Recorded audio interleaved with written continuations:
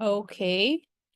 So we will start first with defining what is plagiarism, no? Because it's very important that you understand first something before you are reminded of plagiarism before you start your academic writing. Okay. So as you can see here, okay, somebody stealing the light bulb of another. Okay, a black shadow stealing the light bulb of another. Okay, because when it's a light bulb, it symbolizes an idea, okay? An idea that you thought of, okay? And an idea that belongs to you, okay? Actually, you have your right, no? Already in place when you started or when you start, constructing, okay, and navigating to that ideas. Now, our learning objective today is to define what plagiarism is and to explain how it relates to academic integrity. Okay, list some of the potential consequences of plagiarism. Try to identify some of the main types of plagiarism and try to brainstorm some ways that plagiarism can be avoided. Now, some of our discussion questions will pertain to why is it important to give credit to the original authors, okay, when you're trying to use their ideas or works or words in your work, no? Because if you were the author, okay, I myself am an author, a co-author of a very important book, no, in the law school, which is legal writing.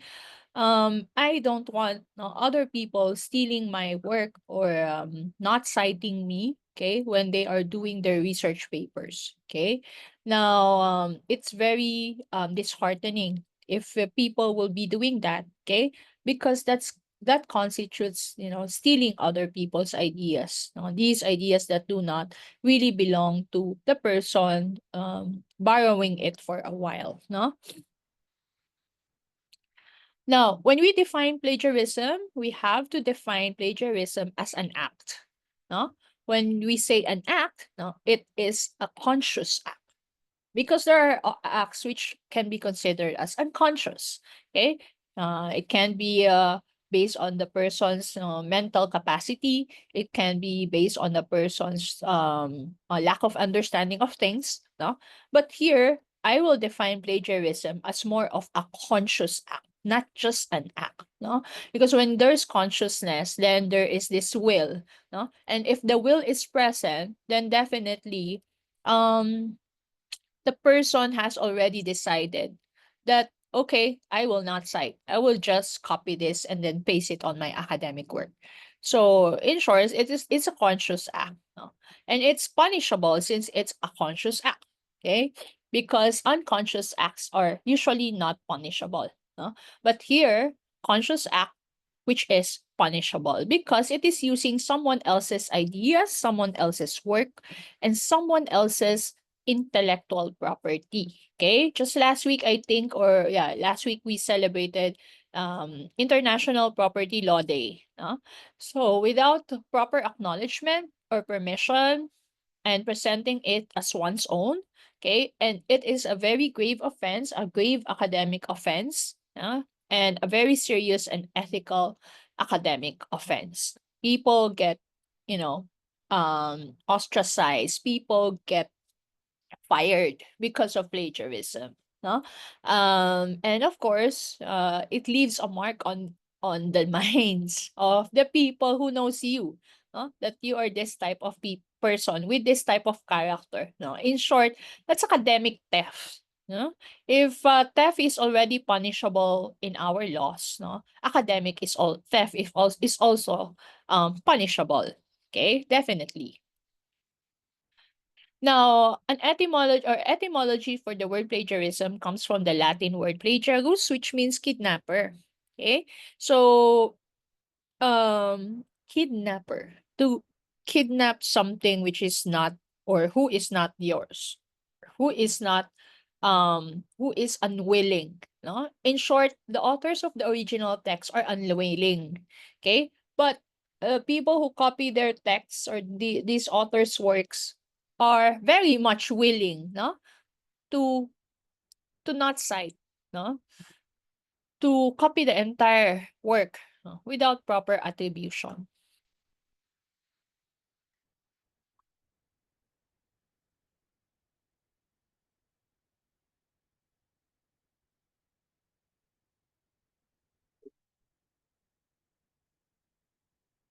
Okay, no problems.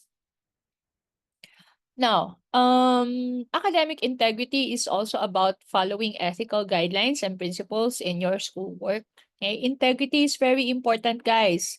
That's doing something even when people are not watching. No, that's integrity that we speak of. Okay, but not doing something because people are watching. No, right now we see a lot of politicians with a lack of integrity.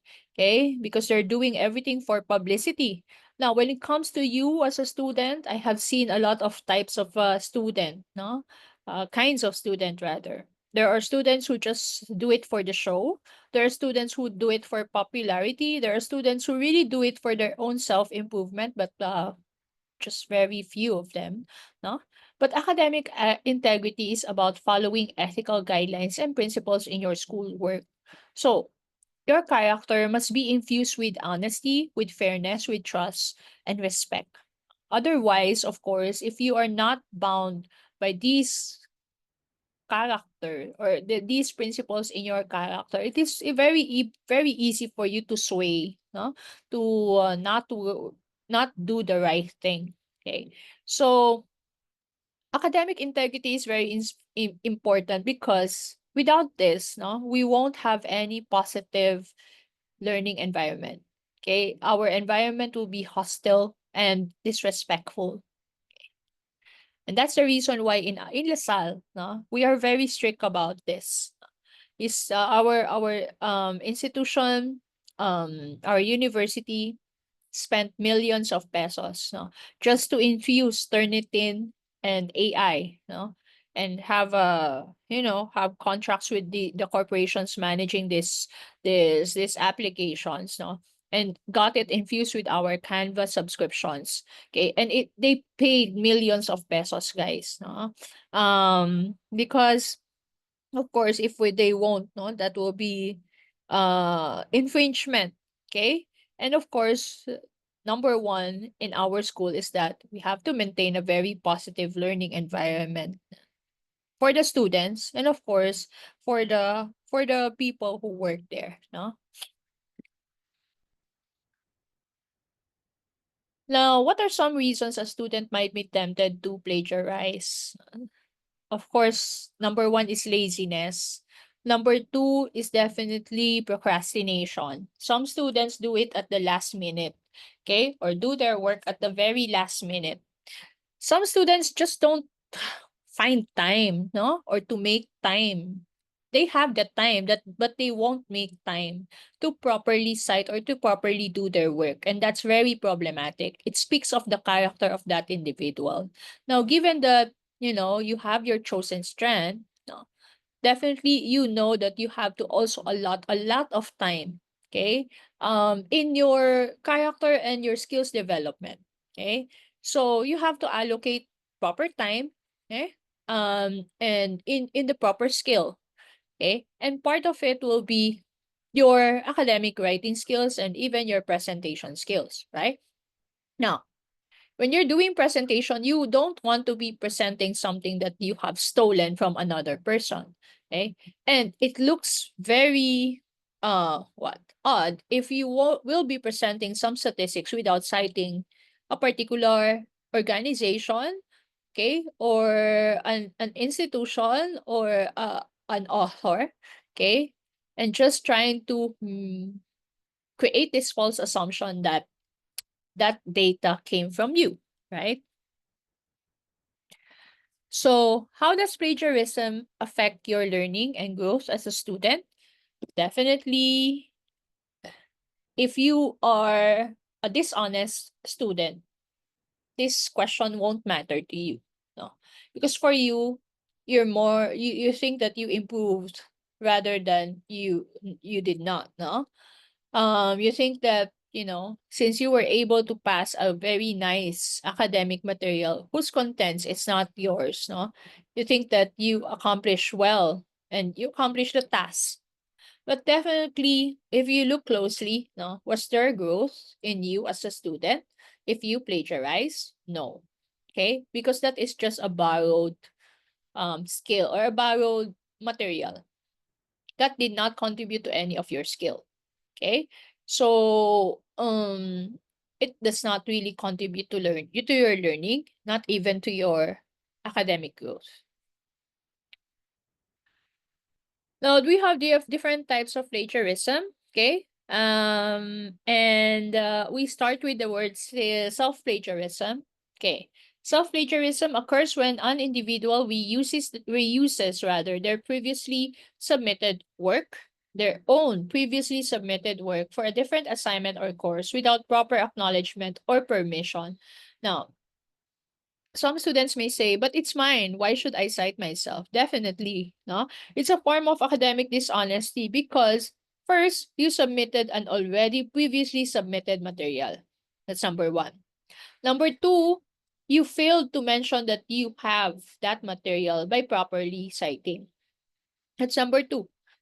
Number three, you gave the false assumption that, oh, this is something new.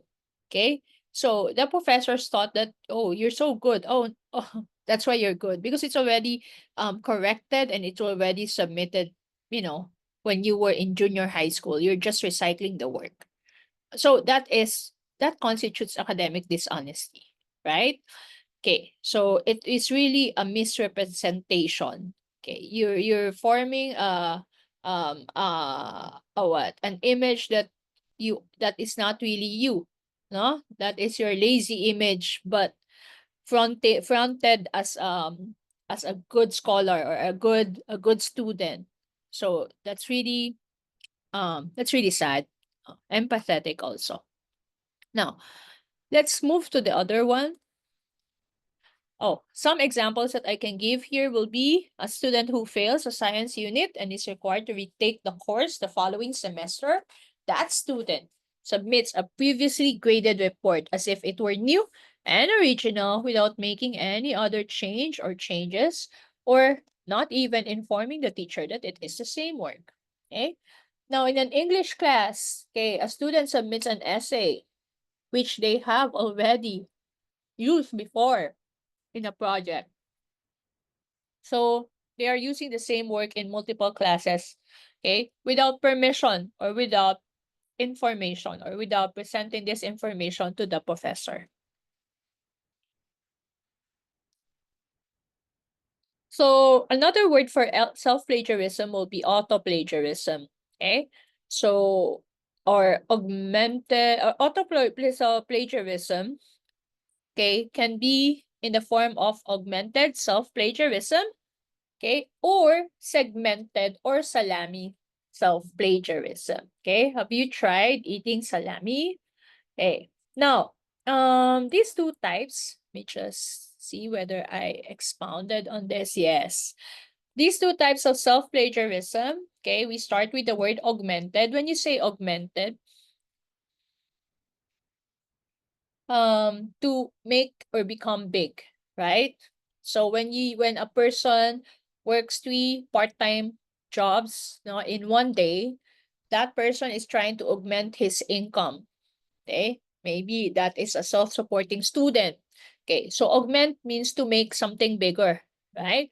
Now here, augmented self-plagiarism refers to the act of reusing one's own previously written work or ideas without proper citation or acknowledgement, but made it a little bit fat. Fat in the sense that there were modifications, there were some additions, okay? But still, the material is or was a reused material, okay? Just made it a little bit fat, augmented it, okay? So that there can be a little bit of change. Now, it typically involves slightly altering the text, such as adding new sentences, as I told you, making it fat, no? Changing some of the words or rearranging the structure while keeping the core content the same. Okay, and again, it's already a submitted material. Now, there is this salami self-plagiarism.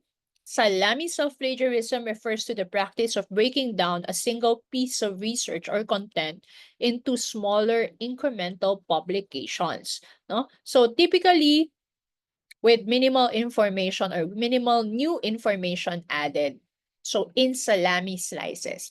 So they break down one piece of their research, for example.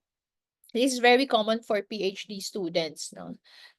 And then make a research based on the same material, no? Just extracted it from the original material and then present it and publish it. No? So that's salami base or salami self-plagiarism. Okay. So it stemmed from a single same research or content. Now, uh sorry, that's a repetition of the other one, but it's still the same. Now, collusion is actually the second type of plagiarism that we're going to discuss. Collusion means, or even in law, when we talk about the word collude, no, we're talking of conspiracy theory. Okay. Now here, collusion refers to the unauthorized collaboration between the students or among the students to produce work that is then submitted as one's own independent effort. No? So this is already considered as a breach of academic integrity because it misrepresents the true origin of the work. Okay, examples of collusion will be some situations like this. In a group project, one student takes the lead and writes the entire report, while the other group members, they simply add their names without contributing. Submitting the project without acknowledging the author is collusion, even if that one student or that one author of the project gives his or her permission. That's my very favorite example, that right one in the middle, no? So, because many students who are so lazy and they just, ililibre kita sa Starbucks, no? May mga ganon student who has the financial capacity and they are academically bullying another who does not, but another who excels, no? So, we don't like that in the academic environment, okay? Because they are taking credit which they don't deserve. Okay? So, I am very much against collusion, but even if, no, I told you, even if with the permission of the original author, okay, it cannot simply be something acceptable because it's an academic work. Now, another situation will be two students deciding to work together on an essay assignment. They complete different parts and they share their answers. Each student dishonestly submits similar or identical versions of the essay as their own work. Okay, so this is usually happening when it comes to, okay, pass your assignment, and then students are copying the assignments of others. Okay? So that's actually bad, even again with permission given. A student asks a friend for their completed assignment and submits it as their own, making minimal changes. Both students are involved in collusion because one provided the work while the other copied it. Yes, the person who gave the permission is also involved because it cannot take one to tango. It takes two to tango, right? So even the one who is innocent and kind and very what, very giving or generous is guilty of collusion and already committed plagiarism per se. Now, let's go to the third one, which is word substitution. Here, a writer specifically or changes specific words in a source text to synonyms in an attempt to create an original piece of writing. Now, some people might think of this as paraphrasing or rewriting content, but it's still considered as plagiarism if, take note, if the structure, the meaning, and ideas of the original text remain largely intact without proper attribution. So just cite properly. No? Because even if you word substitute but you don't have proper citation there, then everything falls down, right? There. Okay? The which began is changed into the word starting. Time is changed to period is changed to time. great is changed to something significant and changes to transformation. That's word substitution. The entire text, the structure of it, no, the sequence of the words they are the same. Okay? So it should have been that it was properly attributed na lang. Okay? Verbatim plagiarism, this is very, very common, word for word. Okay? There is this copying of word for word without proper acknowledgement. Well, the first one will be direct copy paste without citation. So copy paste, no citation as to which website this was extracted or the source. Okay, so copy paste. The second one will be copy paste with minor word changes without citation. Now here, okay, there's this original source. Social media has significantly influenced modern communication by providing instant access to information and enabling real-time interactions across the globe. And there's this plagiarized version. Okay, yeah, just using minor word changes. And again, there's no citation.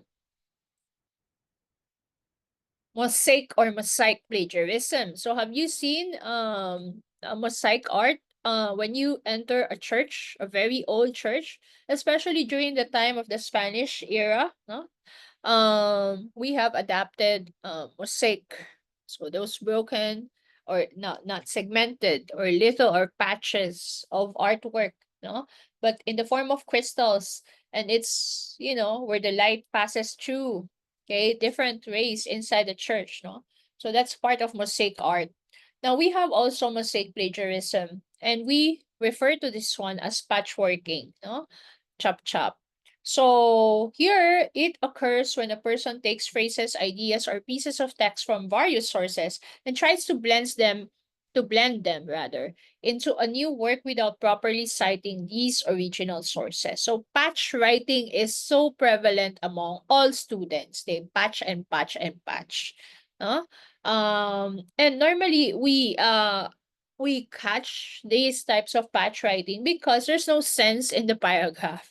Okay, when we read the paragraph, it doesn't have the proper cohesion and not even the coherence, no? So the structure are repetitive usually when they do patchworking. Maybe they just did patchworking without editing it all. So this normally is easy to spot, especially for seasoned professors. Now, contact cheating, okay? Contact cheating is when a student hires someone to complete an assignment or exam on their behalf. And this could involve paying a professional service, individual or peer to produce work that the student submits as their own. Now, this is the worst part. As you can see, the superlative there is worse. That's the worst form, the worst kind of plagiarism because here, student is not actually engaging in learning. No learning process here. It's all about the money, money, money. Okay, so we don't like that. And actually, contact cheating, no? Although some students get away with it because they're rich and they can pay, okay, but definitely in the long run, it will not serve them well because it can leave that student vulnerable to blackmail, okay, especially if the student is supposedly or has an esteemed reputation among his peers, okay, because some contract cheating businesses have exploited students after they've used their service by threatening to expose them if they don't comply with further demands for payment. Okay, so that is very sad. Okay, and of course, it can be a source of emotional distress and bad mental health. There's what you call accidental plagiarism, but people don't in the academic field do not believe that there is such an accident. No? Especially when a student unintentionally fails to give proper credit to sources because what we know of the reason behind this is laziness, not accidental plagiarism. Because a student, especially whenever you're giving us statistics, okay, or a graph, you cannot really assume that it is your work, no, but maybe it is mostly a work of another organization or another paper or from another paper, and then you accidentally forgot? I don't think so. Okay, so let me just pause. Mm. So again, this can happen to poor paraphrasing, copying text directly without using quotation marks, or citing sources incorrectly or forgetting to include citations altogether. Citing sources incorrectly, well, when the professor is given a link, okay, when you are presenting or when you are submitting works using soft copies or online, uploading it online, definitely the links should be in color blue and with underline. Because when we click it, it should lead us to the material that you use for your paper. Okay? It should be like that. Otherwise, it will be considered as plagiarism if you are going to give us or lead us a source which really does not pertain to what you have just cited. Okay? Now, despite the lack of intent to deceive, no? See the word despite? Even if the student, no, do not have any intention to deceive the professor, accidental plagiarism is still considered a violation of academic integrity and can have serious consequences depending on the institution. Oh, wow. Okay. Now, let me just go through why is it like that. Maybe that portion has a bit of a problem. Okay. And okay, consequences. Just very short on this.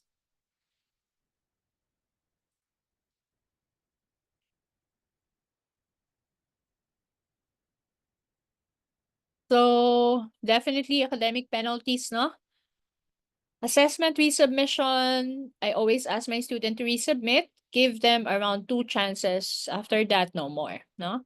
Can you can fail the course. You can also fail the assignment.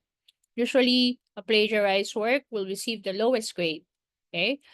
You can have suspension or expulsion, especially with what happened last time. No? When a student from the province, a cum laude from the province, copied, no, and delivered the entire speech of commencement speech, okay, of a cum laude from Far Eastern University. You can Google that, no? His name is already there in Google. His name is Googleable, and I think even if he is a cum laude, no, when people search his name and his name is going to be there in the Inquirer, First Star, etc., no, it will resonate all throughout his entire career life, no, that he is a person who had committed academic theft. Yes, because how can you prevent these publications from censoring your name, right? Okay.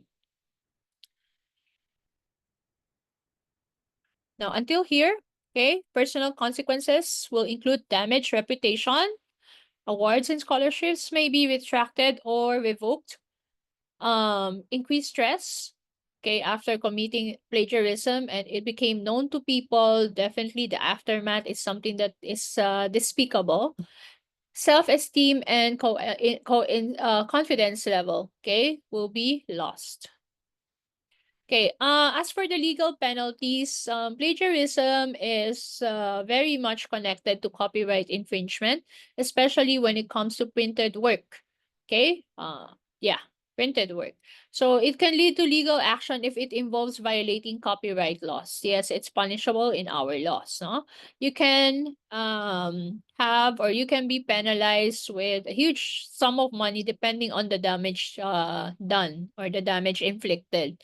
Now, of course, the attorney's fees also will be shouldered by the one who did the infringement if proven true. Professional reputation, yeah, you think of this in this way, especially if you're going to commit it in your in a thesis or in a presentation that will require you to speak publicly. Okay, your professional reputation will definitely be severely damaged. Okay, credibility is gone, and maybe you can find job elsewhere far away, no, from those people who knew you. Okay, so it will be difficult to secure a future employment. Okay, so let me stop sharing and stop recording.